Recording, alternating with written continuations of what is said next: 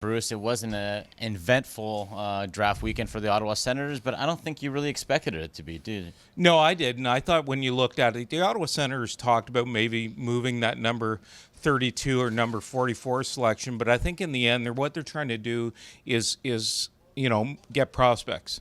And one of the things this organization is all about right now in its rebuild is getting prospects. And I think one of the things they wanted to do was they wanted to get a right shot defenseman. I think they got that in their first round pick, Leslie Thompson. And I also think one of the things that was surprising, though, Mike, was the decision Saturday morning to trade 44 and move to number 37 and get that goaltender, Mads Sogard, who's a kid playing for the Medicine Hat Tigers and he's Danish. And I don't really think that people saw in this organization that was something that Ottawa would do. No, because Ottawa does have a lot of goalie prospects. So were you surprised that they grabbed another one? Albeit you can never go wrong, it seems like, with pitchers or quarterbacks. The more the merrier. Well, Philip Gustafsson is seen as a goalie of the future, and he's their top prospect in net. They just signed Marcus Holberg to a 2-way contract next year. It's a 1-way contract the following year. Craig Anderson is 38 years old. They've got Anders Nielsen and Mike Condon, and they also signed Arizona State's Joey Decord last spring. So they've got 6 goaltenders already, right. But I think at some point what they feel is that they can use them as assets down the road. I think they're not sure about where Gustafsson is at right now because perhaps he hasn't developed in the American Hockey League the way they expected. So I think when they went into this draft, they felt that they just needed to get one more goaltender to be sure because Anderson is likely gone at the end of this year. And I think then they'll figure it out from there.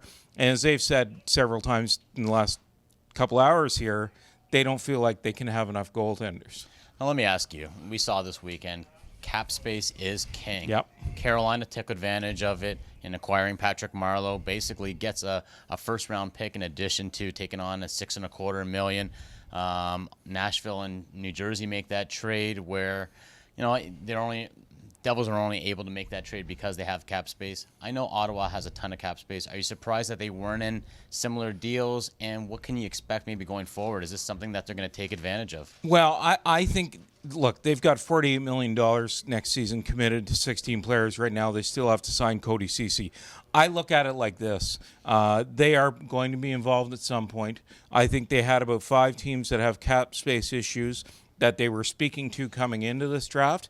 That number is probably now down to 3 because 2 teams cleared off some cap space.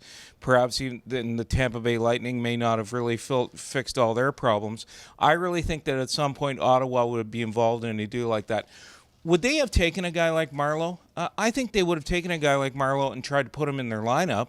But he wasn't going to waive his no-move clause to go to Ottawa. No. And he probably isn't going to waive his no-move clause. It's a paper transaction. Yeah. Carolina's buying him out, and he's probably going to try to re-sign with San Jose. But that's not the point. The point is you get value. But the point is Ottawa thinks they can get some value because of the cap space they have, but they would rather get a player who can help them, not get a contract that's not going to play for them. Okay, well, we'll have to see. Obviously, free agency is just around the corner. Follow Post Media News for all the info. For Post Media, this is Bruce Garrioch. I'm Michael Traikos.